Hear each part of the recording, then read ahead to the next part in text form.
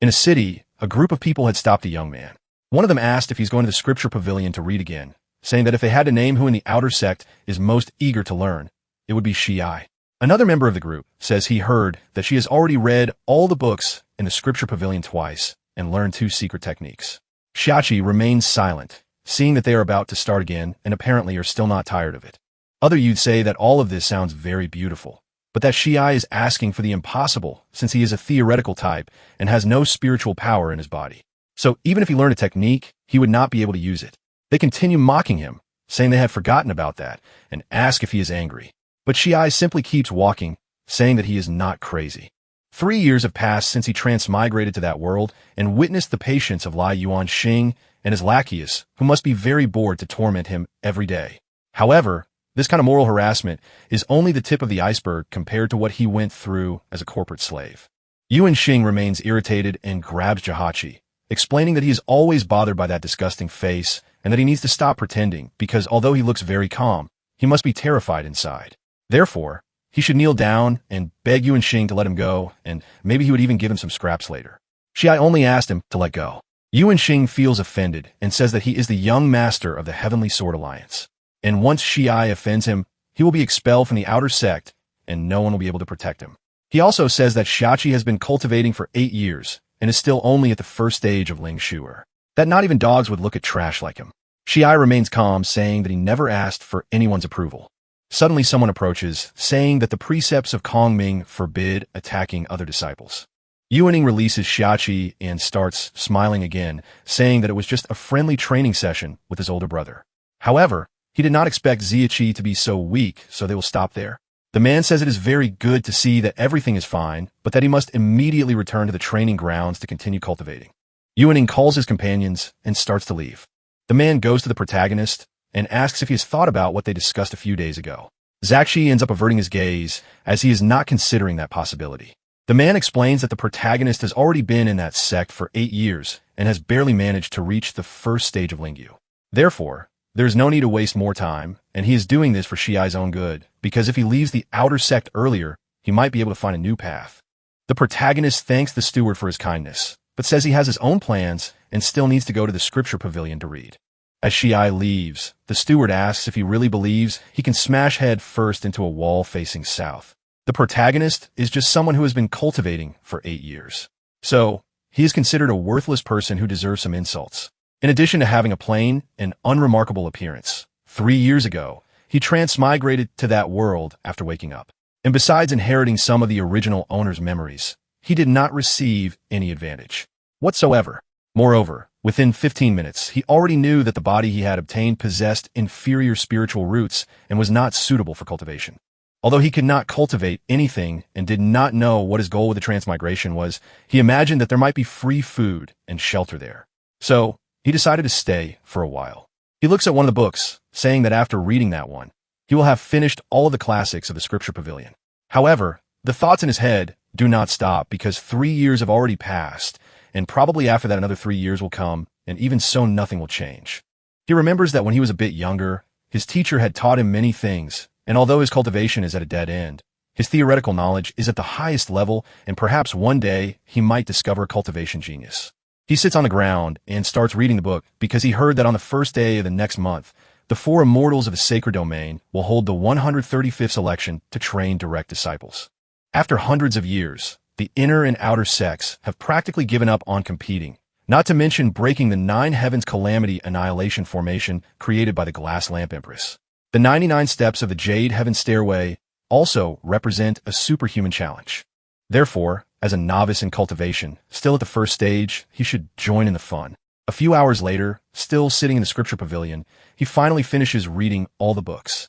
Suddenly, a screen appears saying that the Fury system has been activated. The protagonist is startled, and the system explains that this is because he completed the beginner's secret mission, which was to read all the books in the scripture pavilion, all of the pavilion's classics. And because of that, the system is now officially active. From now on, he only needs to enrage organic matter to obtain system missions and items. He still cannot believe that the system has appeared since he lived like a nobody for 3 years. In the books, there are golden houses, 1,000 measures of grain and beauties, and now he can add one more thing. Within books, there exists a golden finger. At that moment, he was so shocked that he could not clearly hear the system's category. He imagined that the system he obtained after 3 years of reading would be very elegant, dignified, and cultured. But when he came to his senses, 3 days later, the protagonist was running through a crowd of completely enraged people who were chasing after him. That system is useful, but its side effect is creating enemies everywhere with hatred points maxed out. Because of this, the protagonist does not see the system as a stroke of luck, but as someone deliberately messing with him. As soon as he manages to escape from the people, the system says that the first task has been issued and that he can now choose to accept or reject it. Ziachi asks what happens if he rejects it, and the system says it will be immediate elimination. The protagonist asks why, and the system gives examples asking whether he should pull down his pants and then fart. Messages keep appearing saying that it is not about pulling down his pants, much less farting, and that if the task is not completed, he will also be eliminated immediately. After this information, the protagonist feels more loved and says that the system really is incredible. A countdown begins, asking whether he would like to accept or reject it. Siachi has no idea how much the system could hate him to start a countdown at a moment like that. He decides to accept and asks what the mission is. He must become a direct disciple of the 4 immortals of the sacred domain. Shiai begins to despair because he does not know how that could possibly be achieved. In the sacred domain of Kongming, since the establishment of the 4 immortals, no disciple has ever reached the top of the 99 steps of the Jade Heaven Stairway, and no one has managed to pass through the 9 Heavens Calamity Annihilation Array created by the Glass Lamp Empress. However, on that day, history would be rewritten. The protagonist was climbing the stairway. A system notification says that to break the array, 23.33 Burna value points are required. As he walks, the system continues loading. Upon reaching the top, he tries to dissipate the Calamity Annihilation Array. The array begins to crack and a hole is opened. Pressure starts to emanate from within and something begins to interact with the protagonist's body, sending him flying far away where he lands on the top of a peak. Still lying there, he thinks that he is exhausted and wonders whether that counts as passing the evaluation of the 4 immortals. Suddenly, someone approaches and asks how he did in the evaluation. When he looks up a bit, he realizes that this is the facade of the divine palace of Kongming, and the only people who live there are the 4 immortals of the sacred domain. He sees a girl in front of him and asks who she is, and even though he thinks that she might be a future master, she still looks younger than he is. The girl asks him to answer her question first since his cultivation is only at the first stage, making it impossible to ascend the Jade Heaven Stairway. And even if he could climb it, it would be even more impossible to pass the Calamity Annihilation formation made by her elder sister. The protagonist sits up and asks if she did not just see it with her own eyes. The system scolds him, saying that he must speak cautiously, otherwise he will be punished by the heavens and die instantly. The girl remains confused, thinking that this might be because the stairway is a very ancient structure and perhaps is in poor condition. Ziachi simply continues laughing. The girl stands up saying that she will inform her 3 sisters and that in the meantime, he must stay there and not move. But he is surprised when he notices the tight clothes the young girl is wearing. She begins to release her power and quickly disappears. While waiting, he starts to wonder what he should say if the 4 masters continue insisting on finding out how he managed to break the seal. The system tells him to look to the side. That is the immortal condensing pool, an ancient divine spring condensed from the essence of the cold moon. It takes 10 years to form a single drop. It can consolidate essence and protect the spirit with pulsing spiritual energy. Zia already imagines what he has to do. He tears off his clothes and jumps into the pool, rapidly beginning to rise in stages. Meanwhile, Julie is already in the palace, and her master asks whether she has met the new disciple yet. She says that she has seen him, and that even though he is handsome, there is a catch. The master asks what catch that is. Another master finds it strange since Julie usually speaks very directly and is now stuttering. Julie explains that the boy is a bit strange since he is only an outer disciple at the first stage of Lingyu. Yet he still managed to climb the stairway and break the seal. She asks whether that is really possible. One of the masters is impressed and says that in that case, the new disciple is a predestined one chosen from among millions.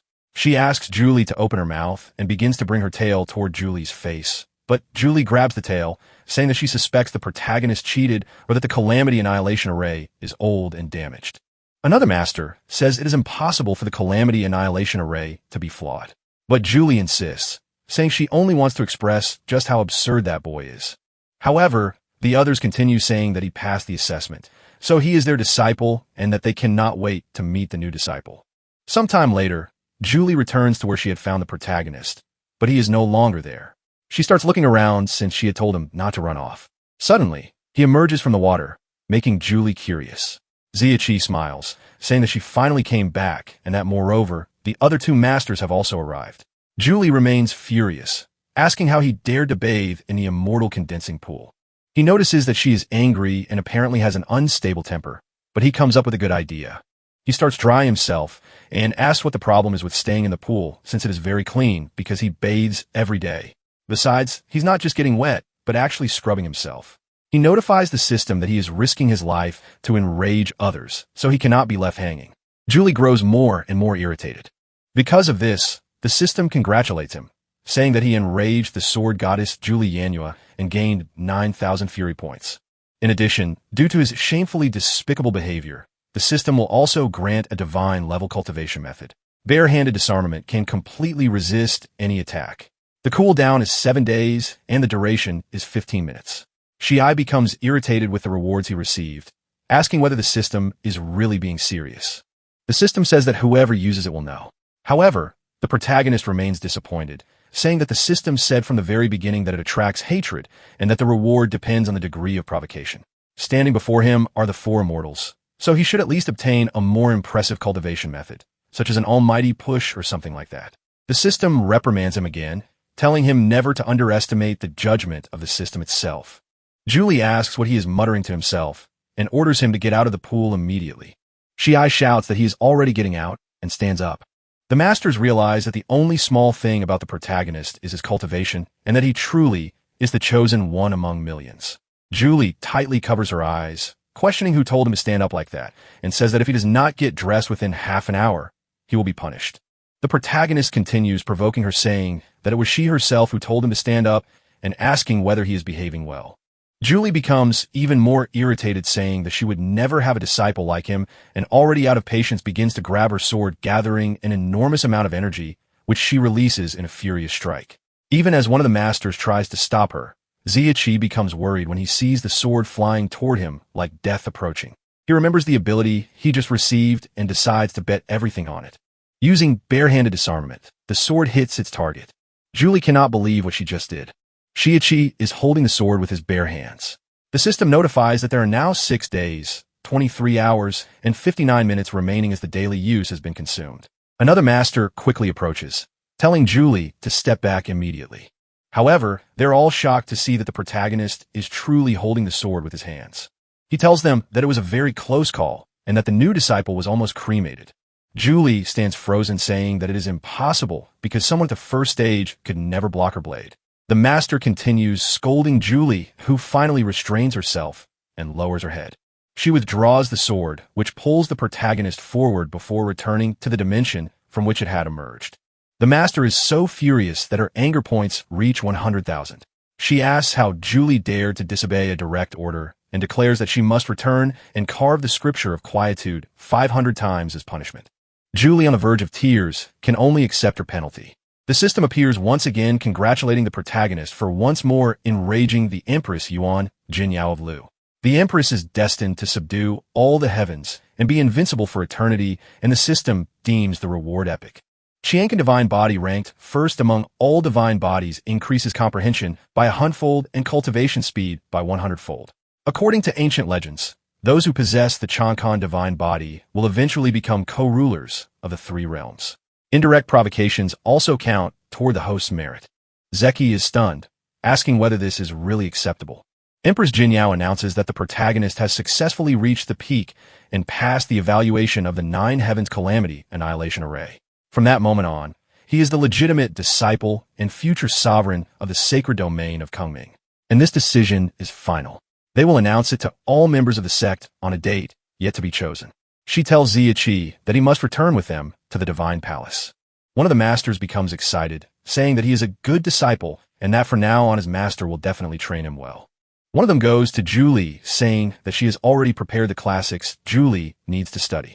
But Julie keeps staring at the protagonist, asking why he is still standing there.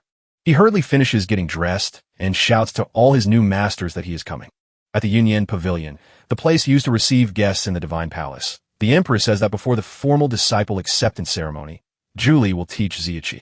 Julie becomes indignant, asking why it has to be her, pointing at him and saying that Jin Yao knows her very well and knows she is not good at teaching. The Empress says that precisely because of that, since they do not get along, they need to temper each other's personalities. Moreover, it has already been decided that Julie will take him to familiarize himself with the Divine Palace. So, she will not need to complete the task she had been assigned during these days. Julie, though sulky, ultimately accepts Jinya's decision. She stands up and calls the protagonist, saying it is time to go. He bids farewell to Jin Yao and begins following Julie, thinking this will be great since that girl is very fiery and easy to provoke. However, one of the masters grows worried, saying that Julie is very straightforward and simple and perhaps not the best choice to train the new disciple. The Empress replies that the Divine Palace has remained deserted for many years, so they must seize this opportunity to inject some vitality. The blue-haired master agrees, saying the idea is actually quite good. The pink-robed master says that the little disciple hides some secrets. So, his future life will certainly be interesting, and she is very eager to see the outcome. Meanwhile, outside, Shachi asks who built the Divine Palace when she became one of the four immortals and whether it is possible that the second master is really a fox. He also asks why she is not answering any of his questions. Julie merely replies that she does not know and takes a deep breath because he is extremely annoying. She begins introducing the place and says that this is the Chongyun Pavilion where books are stored. The protagonist looks at the pavilion with interest since he has already read almost all the books in the Outer Sect Scripture Pavilion, and perhaps this is a good time to look at new classics. He asks whether he can go in and take a look, but she refuses, saying that they must first finish touring the place since she still has homework to do and no time to waste on him. In another area, she shows him the Jokyo Hall designated for meditation, followed by the Yuyong Pavilion, which is the eldest sister's private residence. For a moment, he realizes his thoughts have wandered. Julie, still doubting the protagonist, points out that her sisters believe he is a predestined child, but she truly does not believe that. The system warns that it is always watching, so he cannot say anything foolish. He tries to change the subject, asking whether the main objective is not to tour the Divine Palace.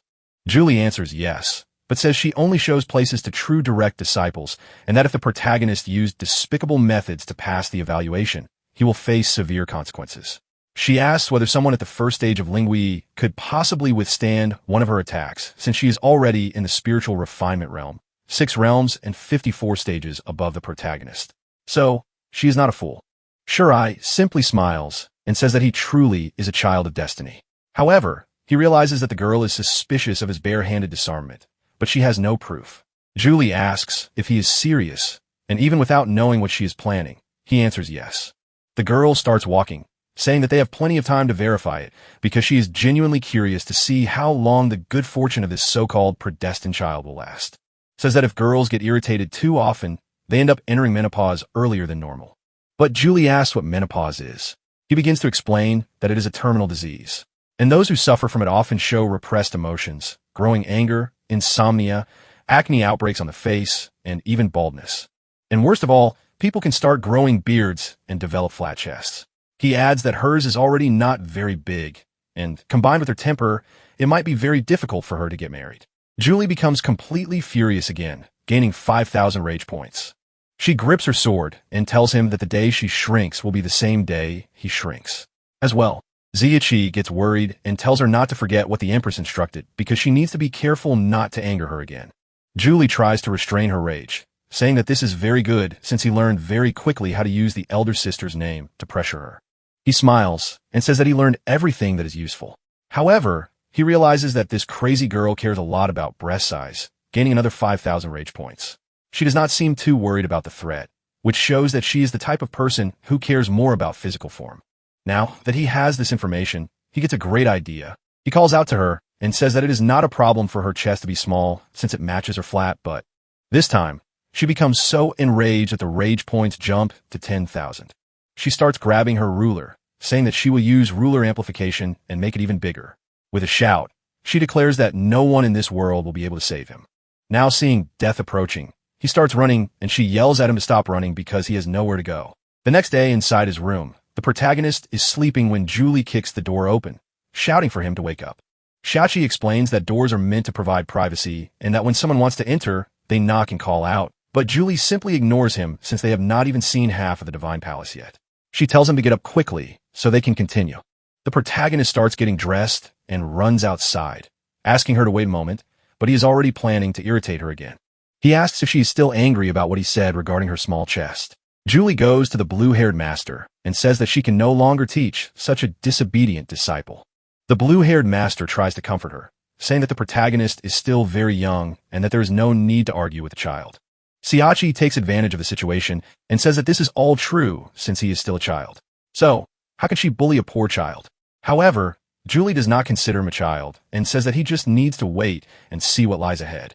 The blue-haired master tries to calm her, saying that cultivators should avoid impatience and asks her to remember what the elder sister said yesterday. She also tells the protagonist that he is a good disciple and must remember never to disrespect his master, asking if he understands. Zeki pretends to be innocent, as if he understood nothing at all. The third master pats him on the shoulder and says that it seems they still have not finished the tour, and if that is the case, she will personally show him the way.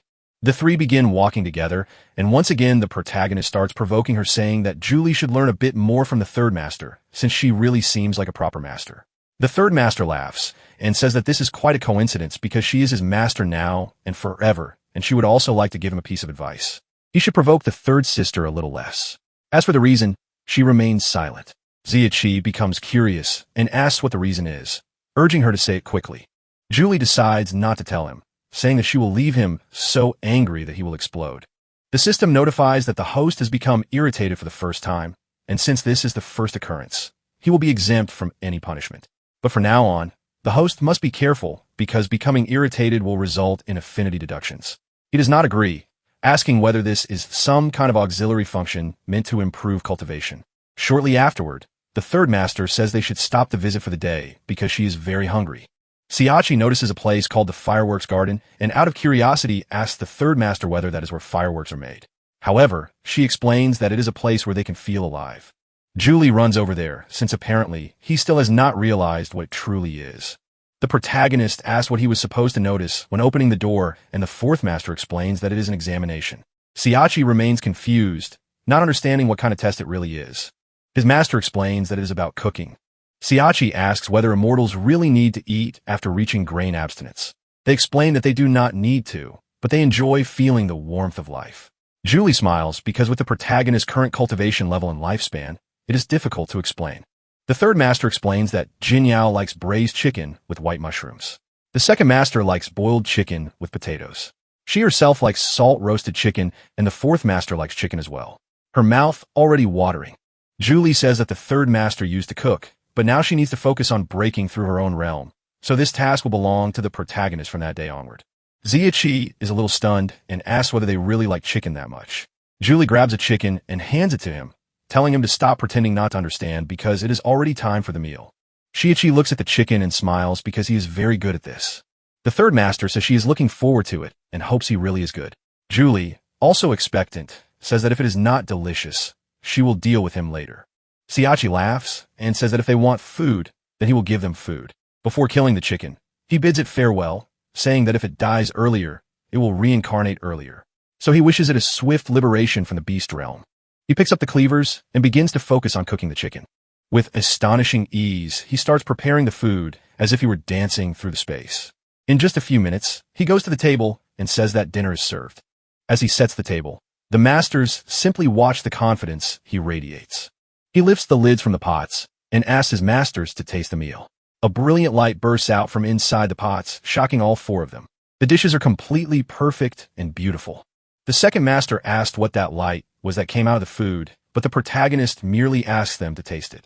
The Empress, being the eldest, says that it is time to begin eating. The four prepare themselves, and each takes a bite of the food. All of them are astonished, and the Empress says that it is not bad at all, as it has a flavor she has not tasted for many years. The second master is enchanted as the food feels like a blazing fire, an intense sensation flooding her body like the rebirth of a phoenix. The third master, also impressed, says that with every bite the spiritual energy within her stirs unconsciously like the feeling of breaking through a spiritual barrier. Even the jar of anger calms down because now she understands that this is something that brings infinite happiness. The Empress asks where he learned to make those 4 dishes. He thinks that to bring out the perfect umami flavor of the chicken, he had to delicately stimulate the meat's natural sweetness. And with the addition of seasonings and other ingredients, the chicken still managed to retain its original flavor without being overwhelmed by the sauce. But he chooses to keep this secret and says that it is simply love. The second master goes over to him, calling him little disciple, and says that she is very happy. Zakshi asks Julie whether he is qualified now, but she merely tells him to sit down and eat, and after finishing return to his room and cultivate diligently. Sometime later, already inside his room, he stares at the system while thinking that based on the information he has, provoking others grants points. But he himself cannot be provoked, because if that happens, he will lose a large amount of fury points. However, he cannot understand the logic behind this or the true purpose of the system, and it is possible that it is trying to make him detach from desires and material possessions. While examining the system's functions, he notices that some are still unavailable and decides to ask the system which functions are currently active. The system says that the basic functions already allow him to unlock the shop. Zeki becomes excited and asks what kind of city he will be able to buy. The system asks the host what he would like to do. He says that he needs to be able to attack from a distance of 7 steps and do so even faster and also be able to act within 7 steps. But he's very curious to know whether technology is stronger than immortal techniques. So he asks the system to tell him whether such a thing exists or not. The system replies that it does because exchanging for corresponding items consumes equivalent points. For example, a large-scale weapon of mass destruction like an atomic bomb could require an astronomical amount of points. Shiai asks which is more powerful, an atomic bomb or the Elder Master. But even the system cannot answer as it lacks sufficient data for such a comparison. Jin Yao suddenly appears and says that she is an atomic bomb. The protagonist is startled and asks what she said, but the first master simply changes the subject. He remains uneasy, wondering if he is overthinking things and whether perhaps she is as well. Jin Yao holds a talisman in her hand and says that she originally planned to give him the illusion song talisman before the meal, but ended up being interrupted by the delicious food. That talisman is proof that he has become one of the 4 direct disciples and can protect him at critical moments. Shiai lets out a sigh of relief, realizing that he must indeed have been thinking too much since there was no way that could really be possible. He takes the talisman and thanks her for the gift. Jino adds that an atomic bomb is not as powerful as she is, and that if he wishes, she will let him experience it someday, so he needs to work hard. Siachi feels a little confused, but the first master simply tells him to rest well, because there must be many things he still wants to know while she still needs to meditate. The Empress then teleports away, leaving the protagonist alone. He thinks about her words, about an atomic bomb not being as powerful as her, and that he could experience it someday, clearly feeling that there is more to that statement than meets the eye. And perhaps she does not even know what an atomic bomb truly is. The next day, in front of the pavilion of starry clouds, Ziachi was wondering what the name of the library they had mentioned the day before was. This was all Julie's fault since she had not been a very good guide. On the other hand, she was chatting with the third master, saying that she had thought of a few things to say that would make the protagonist explode with anger. The third master said that she might fail before even starting and suggested that the two of them have some tea to calm their minds. Gi began to open the door since it had been a long time since he wanted to see the Divine Palace's library. But as soon as he opened it, he was surprised when something appeared in front of him, grabbed him, and pulled him inside. The second master asked if he needed anything from her. The protagonist pretended to be surprised, and she noticed from his tone of voice that he seemed a little disappointed. Shiai tried to explain, saying that it was not quite like that since he had only wanted to find some cultivation techniques in the library to study, and because he was not yet familiar with all the paths, he ended up getting confused and arriving there. Besides, that place was very pleasant and was included in his sightseeing route. The second master began to approach, asking if he really liked learning that much. The protagonist smiled and said yes, but he had a bad feeling that something was about to happen. Getting even closer, she asked why he was dodging and whether it was because she was so ugly that she had scared him. Shiai began to praise her, saying how beautiful she was, that a single glance would be enough to conquer cities, and that with a second glance, she could conquer nations. Her tail began to appear, and the protagonist was surprised, asking if that was how she appeared, because it was very cute. The second master said that when she was in a good mood, her tail ended up appearing, and she had not expected her little disciple to be so eloquent.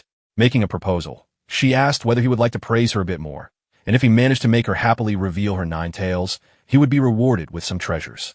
This proposal sparked the protagonist's curiosity, and he asked what those treasures would be. Showing the elixirs in the cabinet, she explained that all of them had been refined by her personally. Some could strengthen essence, while others nourished the spirit. Not to mention that some could prolong life and even help in breaking through barriers. In any case, whatever he wanted, his master would provide it. Ziachi prepared himself, saying that he would try, without any shame, and would start with a poem. He stood up using all of his captivating beauty and began to recite like garments, like a face of flowers in the spring breeze on the threshold of the door blooming with grace.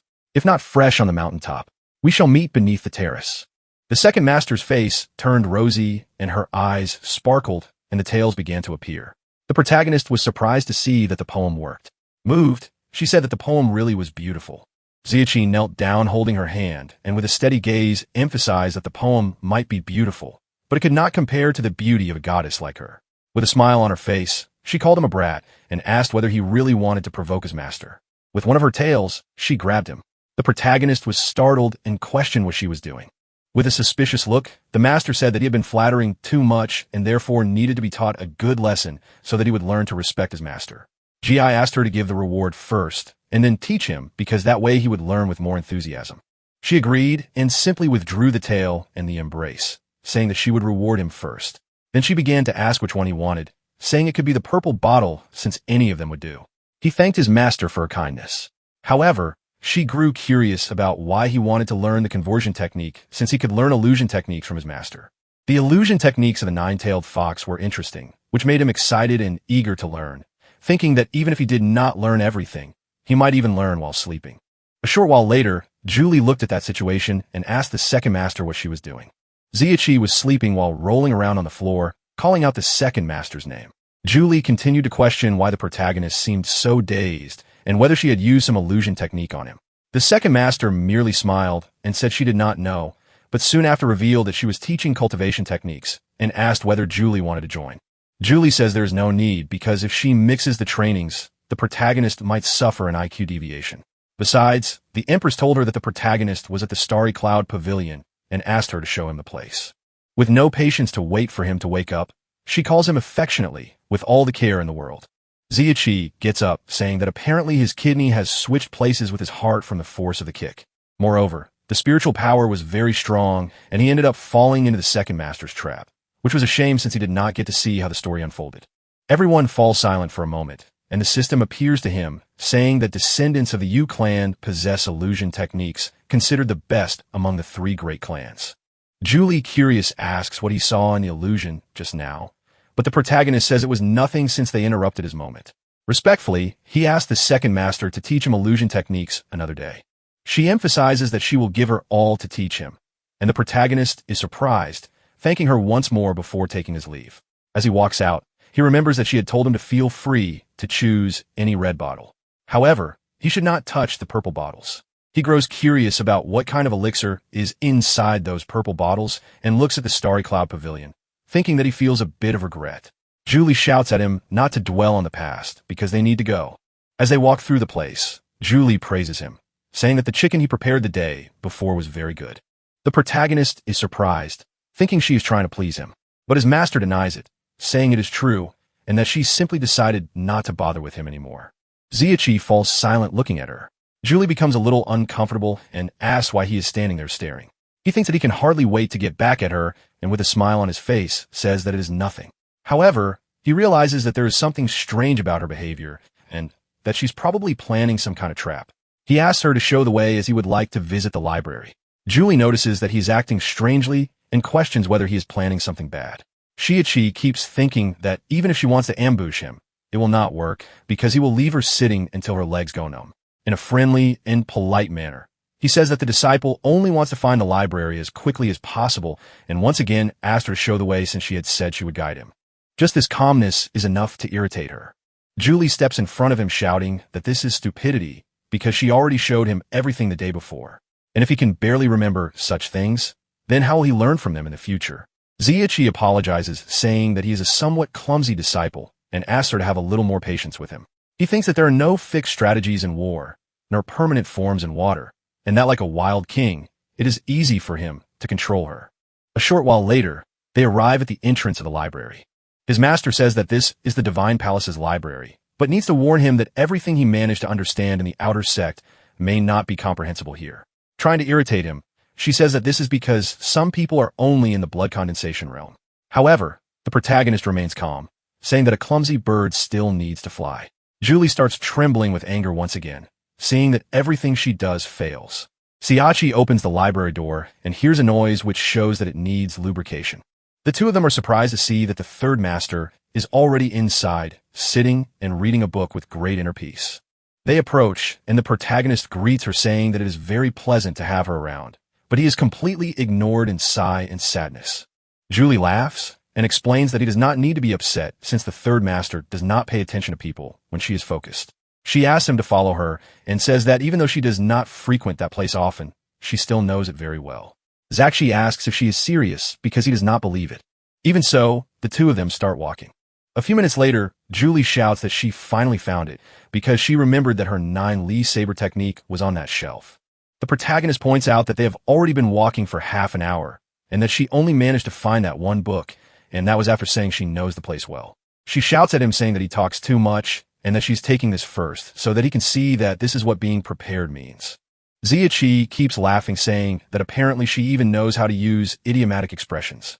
Julie continues searching for a few things while the protagonist starts looking around and sees something fallen on the floor. When he picks up the book, he sees that it has Julie's image on it and that it is the saber technique that pierces lightning. The fourth master keeps searching because she cannot believe the book disappeared since she wrote it with such care.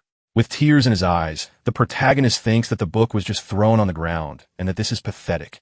However, the third master approaches like a ghost, saying that he cannot read that book. Shiai is startled when he sees her there, and the master apologizes, saying that she was reading and did not notice they had arrived, and that the book he is holding. Julie interrupts her, saying that she arrived at the perfect time, and asks if the third master has seen her book, because as far as Julie remembers, it was placed on the top shelf. The third master asks if she's talking about the book called 9 Li Saber Technique. Julie says that is exactly it, because if she is not mistaken, that is precisely the name. The third master says she does not remember anything, and that perhaps someone borrowed it. The protagonist is surprised by the lie and hides the book inside his clothes. The third master asks why they are there. Julie explains that Shiai wanted to find some books, so she brought him to the library. The system appears to him, but the third master asks what book he is looking for and whether it happens to be a scripture or a cultivation technique. Zeki asks for some advanced cultivation techniques. The third master thinks for a moment, and with her ability, takes all the books around them, saying that he could read those for now. He holds the books and thanks her for the help. The third master says that if he has any difficulty, he can look for her, and he thanks her once again, saying that he will stay quiet so as not to disturb her. Julie calls him to leave, but the protagonist refuses, saying that he wants to stay there to read, and that if she has something to do, she can go ahead. She simply ignores him, telling the third sister that she will take the disciple away. The master tells him to study a bit more and stop making typos. Outside, the protagonist complains, saying that Julie cannot ruin his plans just because the third master pointed out a typo. She says that he is still too young and failed to understand the third master's subtext because those words were a polite way of dismissing the two of them, and that if he stayed there any longer, he would end up being turned into an ice sculpture, and there is no point asking how she knows that. The protagonist is surprised but thinks she is being too sensitive. Julie looks at him and says that if he does not believe her, he can just go test it personally. Being frozen by the third master is one thing, but she also tends to ignore things she considers unimportant. And since Julie will not be there to save him, he would remain frozen.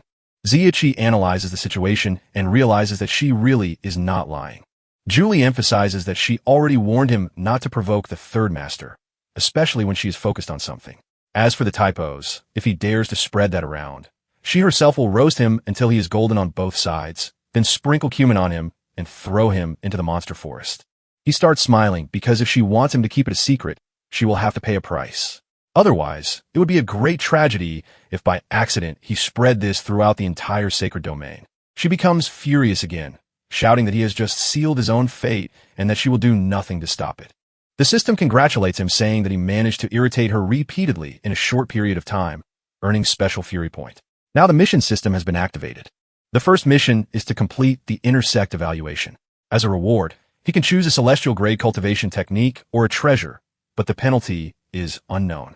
A little confused by the information, he keeps staring at the system, wondering what this penalty is. Julie feels ignored and continues shouting, questioning whether he is dating himself again and whether he heard the threat she just made. He remains silent, thinking that although the system sends various beginner welcome kits, it also constantly provokes the host, as if it enjoyed doing so. He remembers that when he first activated the system, he had been provoked as well. Moreover, he never received any hints about which points were needed, having to figure everything out through trial and error. Because of that, he ended up being harshly reprimanded by society when he transmigrated. He looks at his master, who ends up giving up on having a rational conversation with him, since it is the same as playing the lute to a cow. Ziachi thinks again that he needs to find a way to participate in the intersect evaluation because he fears that the system might pull some trick. Julie remains intrigued and asks the protagonist why he always acts this way toward her, questioning whether he suddenly realized that she is his master. He comes back to reality and starts looking around thinking that he has already been there for 3 days and has not seen anyone else. The fourth master asks what he is looking for, but the protagonist stays silent, thinking that if he cultivates there, it might not be very suitable for the Fury system to accumulate points and improve realms. So, he needs to find a way to go down the mountain. Julie begins to lose her patience and shouts at him, asking whether he's really going to keep pretending he's not listening. He apologizes, saying that he has just realized something, and she becomes a little confused, not understanding what he means. The protagonist says that women only hinder his speed when drawing the sword, and that for some time now, he has felt that the Empress's arrangement was far too perfect. Julie gets irritated extremely easily, so she ends up being like a portable charger. Once again, she feels offended and asks whether he truly thinks she is holding back his cultivation. The protagonist smiles and says that he would never dare say that, but that he simply thinks the fourth master is too much for confused adolescents. He starts celebrating when he sees that his provocation is working. Julie begins to draw her sword, saying that this is nothing but a load of nonsense, and that she needs to cut him down immediately. Even with a bit of fear, the protagonist continues. He shouts that she simply does not know how to interact with men, gets shy over anything, and when that happens tries to attack him to cover up her embarrassment. The system appears again, saying that he has managed to irritate Julie repeatedly, and because of that has received 1 level of 9 Li story. 10 levels of 9 Lu story automatically enhanced his comprehension of the martial Tao, leaving him satisfied and confident that the future will be promising. He tells Julie that the Empress has a good eye for people and must have noticed that Julie was feeling turmoil in her Tao heart, which is why she asked her to take him along. Her fury keeps rising and ready to attack. She emphasizes that since the protagonist likes cultivating so much as his master, she will teach him the flaming sword technique. The flaming sword technique is Julie's first technique of the 9 heavens Li fire. She begins to attack, but at the last second, the protagonist shouts and proposes a bet. She stops her attack and asks what kind of bet he wants to make. Zakshi takes a deep breath and says that he wants to participate in the intersect evaluation that will take place in 1 month, and that the bet will be whether he passes or not. He thinks that there are many targets for hours at the foot of the mountain, which will make his harvest easier. Julie asks whether he knows that to become an inner disciple, it is necessary to at least reach the Yin-Hai realm. That even after secretly using the mortal condensation pool to reach the 7th stage of blood condensation, it still took the Empress 3 months to reach that level. Therefore, he is not only aiming too high, but also acting foolish. Ziachi looks at her, and with a smile on his face, says that it seems she is afraid to bet with him. Julie starts laughing, asking why she would be afraid of such a certain victory, but says she would like to know the terms of the bet, and that if she does not like them, she will continue teaching saber techniques. The protagonist says that if he fails the intersect evaluation, he will leave the sacred domain on his own. She is surprised and says that becoming a disciple of the 4 immortals is the desire of everyone in the sacred domain, asking whether he really thought it through. Without hesitation, the protagonist says yes. Julie sees that he is confident and does not stop him from trying, but asks what will happen if he passes the evaluation. Even though she is certain that he will fail, she starts wondering where that brat gets so much confidence. Ziachi steps closer and says that if he wins, she will have to marry him and become his wife. Julie asks if he has gone mad, but the protagonist keeps provoking her, asking whether she is afraid. Julie stares at him, thinking that maybe he injured his brain when he broke the annihilation formation. But since she is certain that he will fail given that the evaluation starts in a month, and he will not even be able to reach the minimum requirement to register, she decides to accept the bet. Ziachi takes advantage of this, and says that he has just one more small matter to discuss with her. Julie asks what he wants, and the protagonist asks whether he needs to descend the celestial jade steps if he wants to go down the mountain. She pretends to be difficult, asking whether that is asking too much, because she believes the celestial steps are not something a person can climb or descend whenever they want, since reaching that place must have cost the protagonist a great deal of spiritual energy. He keeps insisting, asking her to send him away, but she refuses, saying that she does not have time. Zia continues, provoking her, claiming that if she does not help him descend, he will start kissing his future wife. That is enough to make her lose control, and she kicks him away. He begins to descend, even though he did not want to do it at that moment. But now there is no turning back. He falls from the mountain peak like a shooting star. People are shocked, and ask one another whether some palm technique has appeared, or if perhaps it is a long-lost technique. Zachshi realizes that he has no control over where he will land and starts shouting for people to get out of the way. He crashes heavily into the ground, but gets up complaining that the fourth master is far too cruel since his entire body is in GT. Yuanxing walks up to him saying that it seems the trash has returned, trying to humiliate him, and asks how the protagonist was defeated, questioning whether he failed to climb the celestial steps and break the annihilation formation. Shiai asks why they have to make everything difficult every single time since they used to band together to mock him every day. But now Yuanxing acts sarcastically, perhaps because he can barely climb 30 steps. They start getting irritated, and Yuanxing asks how someone who was expelled from the Divine Palace by the Four Immortals dares to keep barking there. Ziachi explains that him being expelled while Yuanxing cannot climb are two different matters, and this is exactly what the protagonist wants because it is better for everyone to think that he was expelled. He continues provoking, saying that Yuanxing should use all this free time to focus on the intersect evaluation, but with his current cultivation level, he probably will not even be able to register. The system notifies him that the rage points have accumulated to a total of 100,000, and that the system shop has been unlocked. Shiai asks the system whether it has happiness soda for fat people, because he wants a bottle. He prepares to start shopping, but Yuanxing pulls him back, asking who gave him permission to leave. This causes the protagonist unintentionally to press something on the system, which informs him that he has purchased a happiness soda for fat people. The soda appears in his hand, but the protagonist becomes completely irritated when he sees that this happiness costs 50,000 points. The system emphasizes that exchanging items for things outside the current game system requires a large amount of points. Becomes even more irritated because the system had not provided this information beforehand. He slaps Yuaning and LT. Unk and GT. S hand away and starts cursing at him, telling him to get out of the way because he is already extremely annoyed since the soda, besides being absurdly expensive, contains only 200 milliliters. Yuanxing becomes furious, saying that no one dares to act tough in front of him because if he does not teach a lesson to those who do, how will he maintain his status in the future? He attacks the protagonist with full force, but Shiai catches the punch with one hand and stares at him deeply as if he wants to kill him. Siachi takes a sip of his soda and says that it really is delicious, but that it does not matter because someone he does not know and has already forgotten once said that everything that is lost must be taken back.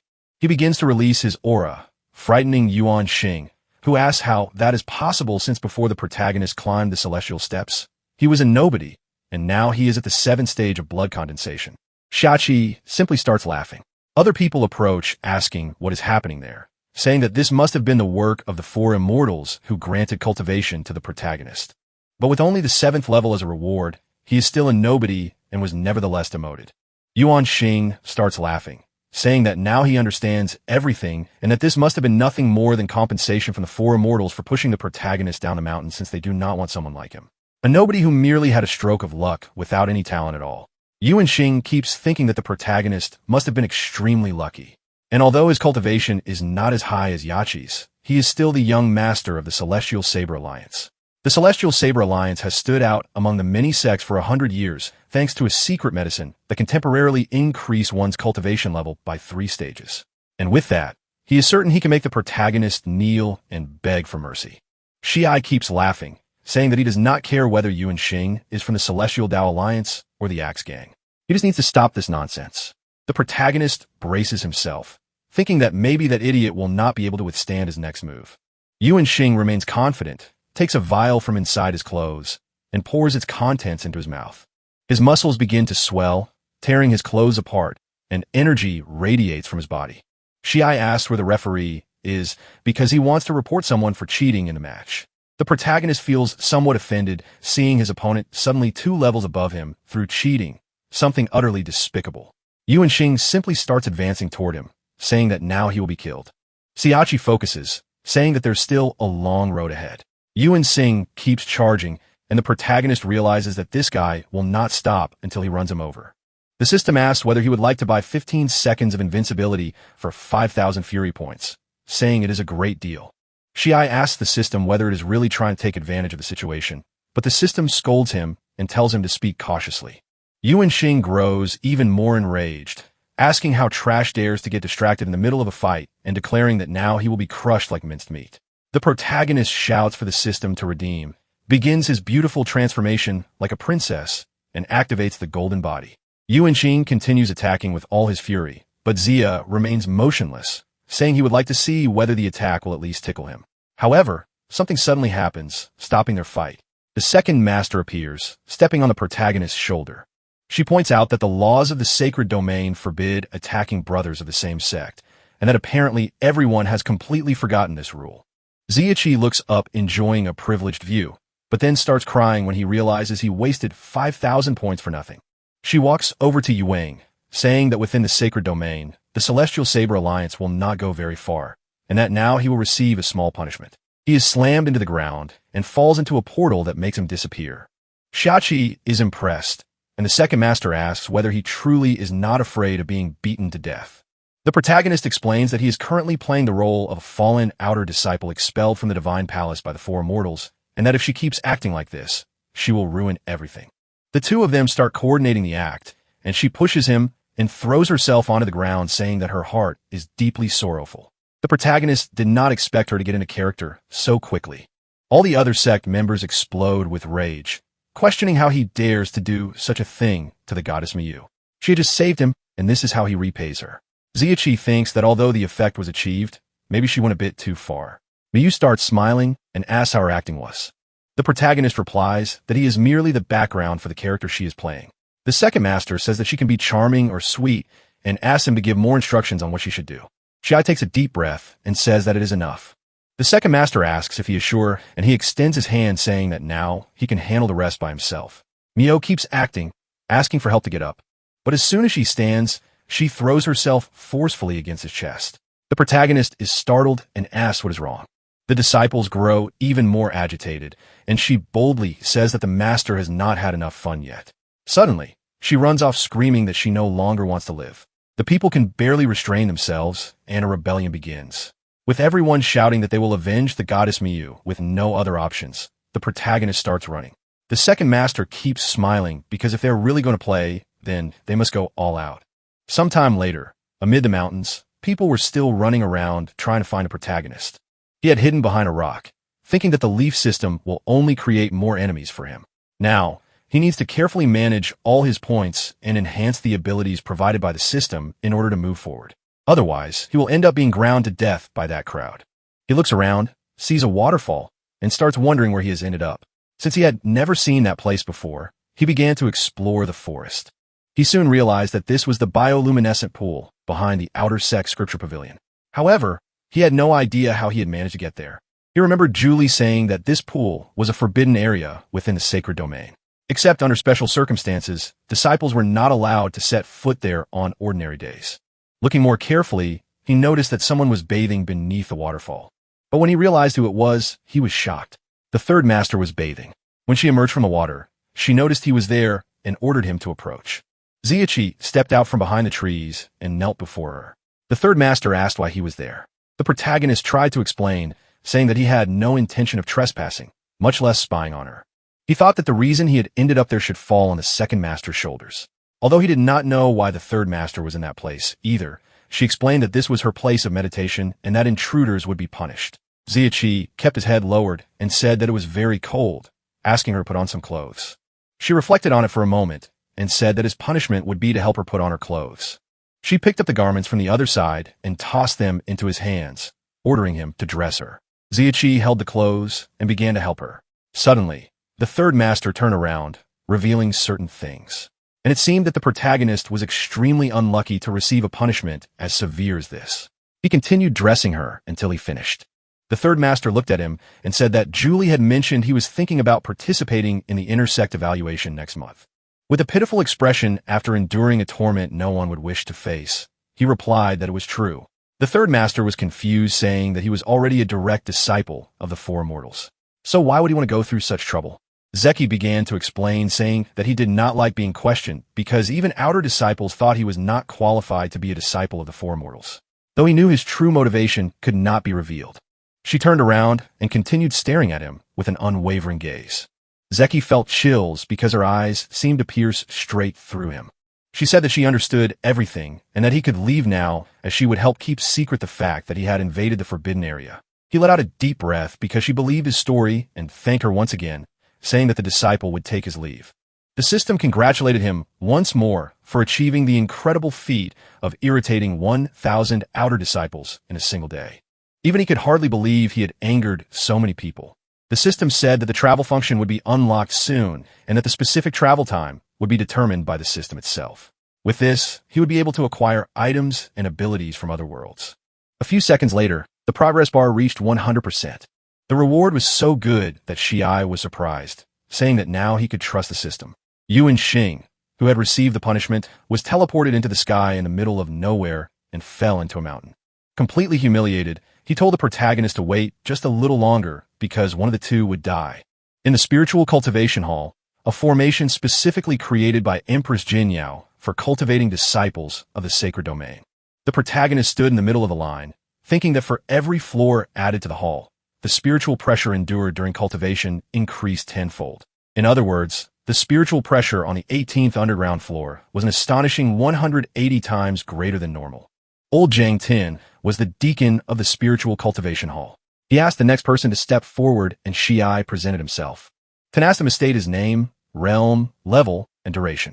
The protagonist felt a bit embarrassed, thinking that this way the old man would publicly expose others, but replied that his name was Shi and that he was currently at the 7th stage of blood condensation, 5.5 in, which was equivalent to about 18 centimeters. Tin asked whether he meant 5 feet and a half. The protagonist was confused, thinking that if he really wanted to ask about height, he should simply ask about height and not mention length. Tin said that for the 7th stage of blood condensation, he needed to go to the 2nd floor, and that if he could not endure it, it would be best to give up immediately and not push himself too hard because otherwise he would at best be crippled or at worst explode. However, the protagonist feels a little worried and asks whether the 2nd floor will not be too easy since he has the intersect evaluation the following month and needs to reach at least the Yuan High realm. The old man explains that Zhang Zonglin, the genius who took first place in last year's intersect evaluation, only dared to challenge up to the 3rd floor. On the other hand, the protagonist is not exactly young and is only at the 7th stage of blood condensation, so there's no need to throw his life away trying to improve his realm. The people behind him comment that even though he was banished by the 4 immortals, he does not need to seek death because it is better to live a miserable life than to die. However, all of this is his own fault for challenging the celestial stairway. Now he cannot retreat, and being expelled from the sacred domain means having his life ruined. Zia thinks that Yuan Xing and LT, Unk, and GT, S3 Lackeus perfectly inherited their master's genetic traits. Lu Sun calls out to the protagonist, saying that with the cultivation he obtained thanks to the 4 immortals' mercy, he cannot even pass the 1st floor, so going up to the 2nd is already more than his credibility can handle. Wang Yi says that the kid was always a waste and probably does not even understand the importance of body refinement and will die before being able to use that cultivation. Zhang Wei, looking at himself in the mirror and imagining how handsome he is, tells everyone to talk less because the protagonist is different from them since they climbed up by themselves step by step. But Ziachi does not let it slide and says that they really are incredible because they have been climbing for so many years and are still stuck at the initial stage of blood condensation. On top of that, should stop staring at the mirror since his butt is growing all the way to his chin and will end up scaring people. Zachi thinks that those people are practically offering themselves up for him to provoke, so he will not hold back. The 3 fall silent staring at him. He does not retreat and asks what happened and whether they have already run out of words. But that expression is exactly what he wants because only when they get angry can he accumulate points. Starts smiling and says that the kid cannot argue with them and is therefore stooping to personal attacks. But they will not lower themselves to that level. Wang Yi tells Ziachi that he understands nothing about aesthetics because appearance is considered sexy. This answer shocks the protagonist when he realizes that those people are not angry, and it seems he can no longer harvest those garlics per ounce because after just 1 day, they have already become immune. The system notifies that the planar displacement function has been activated and that the planar travel function is also active. Ziachi asks what is going on. The system informs him that the host will be teleported to Drum Mountain shortly. He begins to be teleported, even while complaining that it was too fast, and thinks that this mountain is probably the mountain of the 18 dragon tribes. The system reports that the teleportation is complete, and in the middle of nowhere, the protagonist wakes up. This is Dragon Tribe 18, and he is the future master of Lingju Palace. Shuju, the soul replacement, has been successfully completed, and the memories of the original host have been synchronized with him. The objective of this traversal is to accumulate 5,000 Fury points. The original host accidentally solved a chess puzzle and is about to inherit the Northern Profound Divine Art. However, he encounters a small problem. Xiachi stands up in surprise, because if he manages to inherit the northern profound divine art, he will be able to withstand the spiritual pressure of the 18th level of the spiritual cultivation hall. He hears a noise, and when he looks back sees his beloved master. He jumps up and introduces himself as Juju, an obedient disciple. His master says that he is so ugly that it gave him a big scare. The master asks whether it was he who solved the chess puzzle, and remarks that apparently he has some ability despite being ugly. However, he does not know whether the ugliness will affect the efficiency of the northern profound divine art. Guju starts complaining, saying that the master is an idiot for breaking a good leg since that is completely immoral. But the master asks the reason for all this, since he is about to transmit the northern profound divine art and cannot even comment on the successor's ugliness after having already expressed his admiration. Master Wuyazi, known as the universally acknowledged visualist of the 18 dragon tribes, still cannot believe why the protagonist is so ugly. The Saitama of cheap beer asks his master why he is sighing, saying that he only wanted to hear about him and his reputation. But now seeing him in person, he realizes that the name truly reflects who he is. Yazi says that this is far too much audacity for someone without hair and asks him to elaborate on that statement. Ong from Avatar sits down on the ground since he has always been curious about what the name Wuyaji means, and Damakin begins imitating his master. Yazi becomes furious and asks what that mosquito airport is talking about. Guju explains that he only meant that his master is so old that he helped Noah build the ark. Yazi grows even more agitated, saying that the protagonist's lack of respect is as great as his lack of hair and that he is so ugly he looks like a thumb. This was in fact Guju's plan from the very beginning to accumulate rage points. He says he is ugly because the Buddha does not care about appearance. In the end, Bodhidharma shaved his head and no longer needed Pao. His master starts shouting angrily, telling him not to say things he does not understand and to explain better what he means by those words. The protagonist tries to explain, saying he will start from the beginning. He solved the chess problem, and after that he encountered Yazi, who should pass the power on. After finishing passing on all the power, they can talk about hair and the old man drinking porridge. The protagonist thinks that everything he said is painful, and that he first needs to ask about the possibility of passing on the power, because if the master were to die of rage, it would be an enormous loss. The master understands the situation and shows the blue-covered book on the ground. That is his personal book containing his experiences and reflections from the past decades. So, the protagonist can read it calmly. However, it took him decades to cultivate the divine art. And for someone with the protagonist's aptitude, it would probably take around 30 years. With all that time, if he encounters something that requires the master's guidance, it might already be too late. However, if Guju admits that he is a bald, ugly idiot, then he can pass the power directly, sparing himself the trouble of using that bald head. The protagonist refuses to back down and shows 4 fingers. The master asks whether he really plans to learn it in 4 years, because even if he manages it, he might not be able to wait that long. Guju simply ignores him, perhaps having spoken too much, and picks up the book from the ground. The title is Peerless Martial Art, Rapid Cultivation Techniques of the Northern Profound Divine Art. The protagonist thinks that he has the Chayan sacred body, so he can learn skills 1,000 times faster than ordinary people. As he flips through the book, he begins to smile, thinking that the old man has fallen into his trap. On the other hand, Yazi also thinks that soon the Supreme Court minister will give up and bow down to beg for help. Trying to persuade him, he calls the protagonist monk and emphasizes that the people outside would be very happy to learn even a superficial part of this technique. If he explains what old man with his back to the wall drinking porridge means, admits that he is a bald, ugly idiot, and praises Yazi for being very handsome, then he will immediately pass the power to the protagonist, fulfilling the last wish of his life. Guju tells Moses to forget it because if someone tells him to go west, he will insist on going east. And besides, he is far better than the people outside. Guju emphasizes that when he showed 4 fingers, he did not mean 4 years, but 4 hours. Yazi starts laughing, asking whether he shaved off part of his brain when he removed all his hair. The protagonist tells his master that after he learns it, he will have to promise one thing. Yazi, confident, keeps laughing and says he will not promise just 1, but 10. Guju says that this is exactly what he wanted to hear and begins to release his aura. Yazi cannot believe that it is the true key of the northern profound divine art, because something like that would not even fit in a novel. For hours later, Yazi notices that the protagonist is floating and shouts, asking whether no one is going to do anything about it. He starts to get worried because as the owner of the technique, he did not know that cultivating the northern profound divine art could make someone float. Suddenly, the protagonist opens his eyes and in a superior tone says that he has already learned everything. Moreover, he states that there were many incorrect parts in the text Yazi wrote in the book. So he corrected and optimized them. Yazi starts laughing, saying that to cultivate the northern profound divine art, one must first dissolve their internal energy, otherwise it will cause conflicts among the multiple techniques within the body, leading to instant madness, vomiting blood, and the collapse of all meridians. Moreover, he does not know anything about the protagonist patriarchs, but not lying is an ancestral rule. Guju looks at him and says that it seems he will have to demonstrate some real techniques for his master to believe him. He asks whether cultivating this art allows one to use all existing martial arts, absorb internal energy from every acupoint in the body, cultivate both yin and yang, be immune to poisons, and have Truki protecting the body. The master replies that all of that information is correct. Guju says that if that is the case, then his master can try poisoning him. That way he will prove that he is telling the truth. Yaji points to the table, saying that if he can shatter the stone table directly, then he can make a judgment. Guju becomes excited and asks his master to watch very carefully. He focuses and strikes the stone, causing a massive explosion throughout the entire mountain. Yazi cannot believe what he is seeing.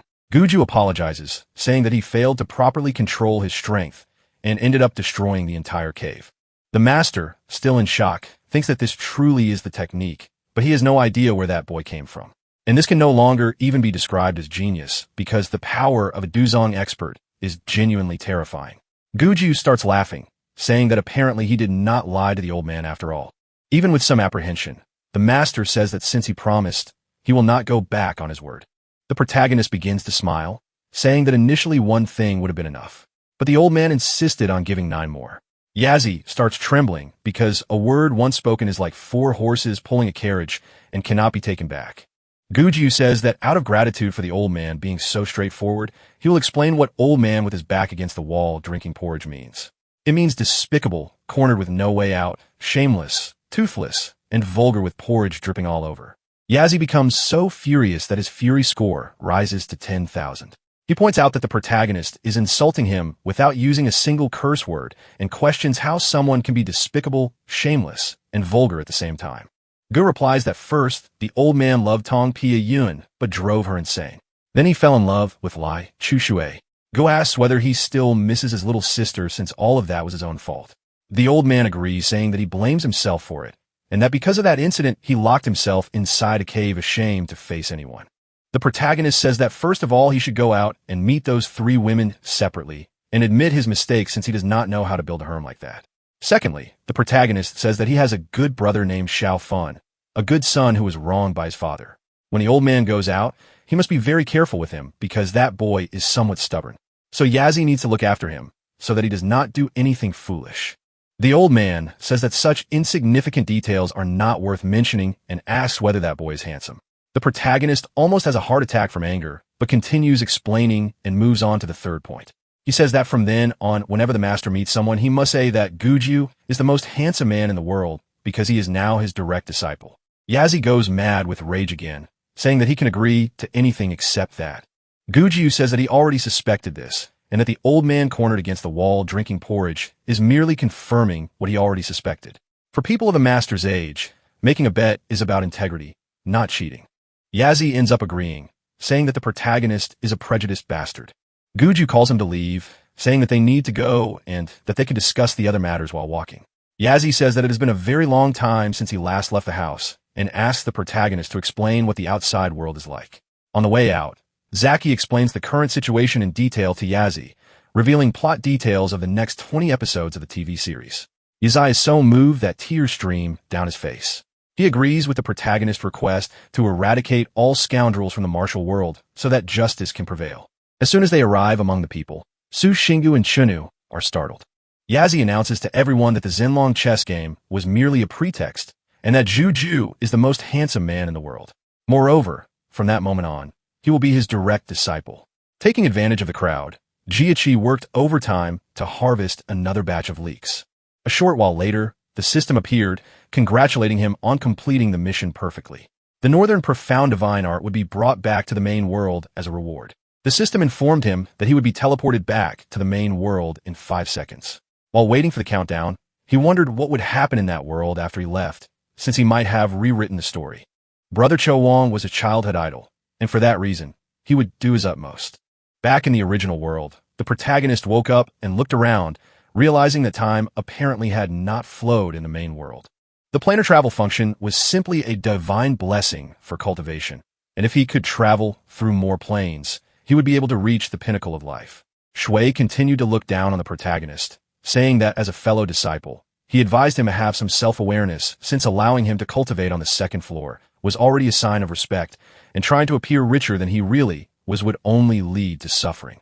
Zeki asked who said he was going to the second floor because now he was going straight to the 18th.